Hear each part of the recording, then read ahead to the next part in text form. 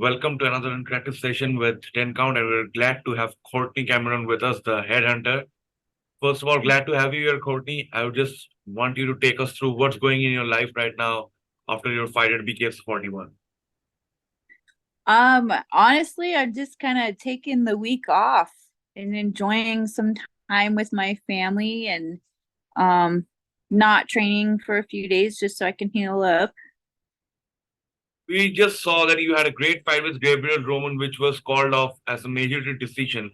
So now, when something like that happens, how does it affect the particular fighters that have been into that competition? Because we both gave it all. You still have your bruise marks on your face. So what does it feel when you do and offer so much, but you get into a draw? Um, so that was my first career draw. I kind of am still trying to process that. I'm not quite sure, how to exactly feel about it. I mean, it was a really good fight, and I know that there was a lot of back and forth. Um, I could potentially see maybe doing a rematch just to kind of settle the score later on down the road. Just because I feel like maybe that would be a thing. I mean, she deserves to either have a win, or I deserve to either have a win. So, if they come and offer a rematch, I would completely be down to take that too. Now, BK for FC 41 was a milestone event for the company. We saw so many superstars arrive there. Conor McGregor was there. So, what was the feeling like? You have been a part of BKFC 31, I believe, and BKFC 41. 10 Mhm. events later, it was like a massive event. So, where do you think BKFC has improvised? Where right now they're getting the mainstream attention from all the combat superstars? Um, I don't know. They're growing at such a rapid pace. And it's really cool to watch happen. And I'm just super excited to be a part of it. I'm very, very humbled that they would have me on two of their shows, let alone their biggest show to date. So, like as you said that you have got a major decision, you really desire to rematch Gabriel somewhere down the line. Will that be your immediate fight if offered, or would you like to face somebody else other than Gabriel? I don't care. I don't have a preference. I just want to fight. That's why I do it, is because of the passion that I have for fighting. So, um, I'll take whatever opportunity they offer me that makes the most sense. Now we've seen like BKFC is one of those sport, like it's a really violent sport. A lot of people call it to be more violent than boxing because you're fighting with your bare knuckles. How do you see that? Like, do you feel like in BKFC a fighter can be composed without going into a slugfest? Is it possible for a fighter to win it out and be absolutely tactical without any aggression in BKFC? No, you have to be aggressive.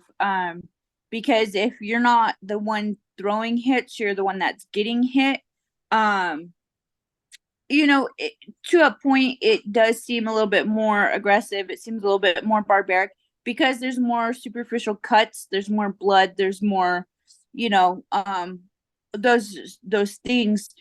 But with gloved combat sports, there's more risk of brain injury, having the gloves on. So the best way that I can describe it is, it's with bare knuckle, majority of it is superficial. It's all stuff that'll heal in a week.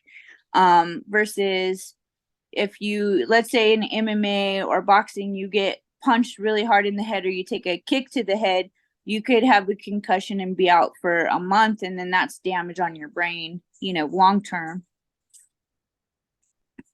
So, like you have mentioned, like the how BKFC is different from all these sports and how it can impact like a person's physique.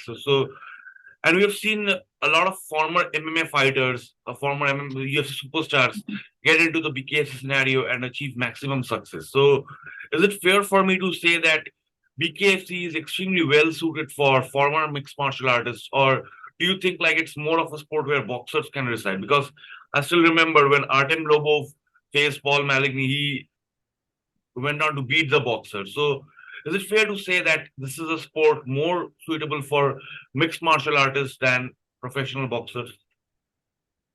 I think it's so Eddie Alvarez and Chad Mendez, those guys at the press conference the other night, they were talking about how you have to have a dog inside you to want to do bare knuckle boxing. I don't think it matters if you're an MMA fighter or a kickboxer or a boxer, as long as you have that grit inside you that you can just hunker down and fight that fight. That's who I think this is for those people that just have that absolute dog in them. Like, if offered a chance, can we expect you to see in a fight or a boxing fight where you will be putting on your gloves? Because we, in recent years, we have seen so many athletes cross over to other kind of sports and get successful. Also, like this amount of financial transactions that allure the fighters. So, is it possible for you to ever go into some sort of other sport, not just a promotion, to like enter into a competition? And if yes, what kind of competition or which kind of opponents are you looking for? So it is definitely possible to see me compete in another sport. My amateur career, I did Muay Thai, I did kickboxing, I did MMA, I did Sambo, I did combat Sambo, I did glove boxing, um, all as an amateur. So if those opportunities are presented to me as a pro, I'll take them as long as they make sense. Like as you mentioned, like you've been into so many forms of combat. What exactly intrigued you about joining BKFC? And obviously that was a contractual matter, but apart from that, what exactly inspired you to join BKFC that you have been sticking with the promotion for so long? Um, I'm not entirely sure, honestly. Something about it, it just um it's very raw. It is so raw. It is probably, it's just your hands, right? It's just your hands. There's no gloves, there's no protection. And I feel like it's a massive challenge. Maybe that's why maybe that's why I like it, is because of the challenge, because it, brings it out that inner grit, and you really have to just you just have to keep trying and not back down.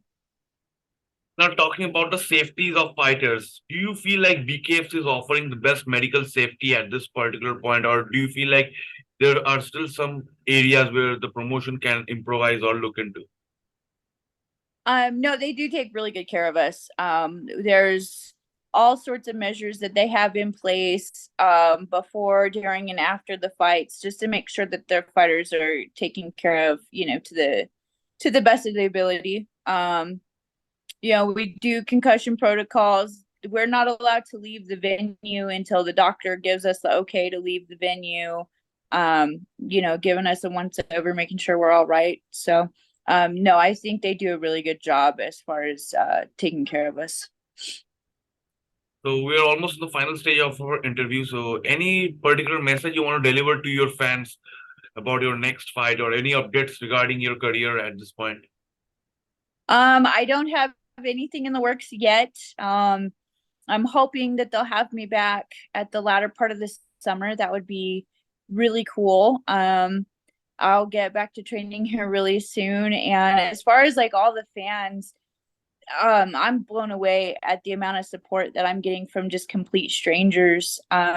It's really cool to just meet people all over the world, and and then they're supporting your journey and cheering for you. It's really neat. Thank you so much for joining with us, Headhunter. We're glad that you spoke with us, gave us so many insights about your career. Hopefully, we will connect soon. Till then, stay safe and stay well. Thank you. Awesome. Thank you so much for having me. Thank you, sir.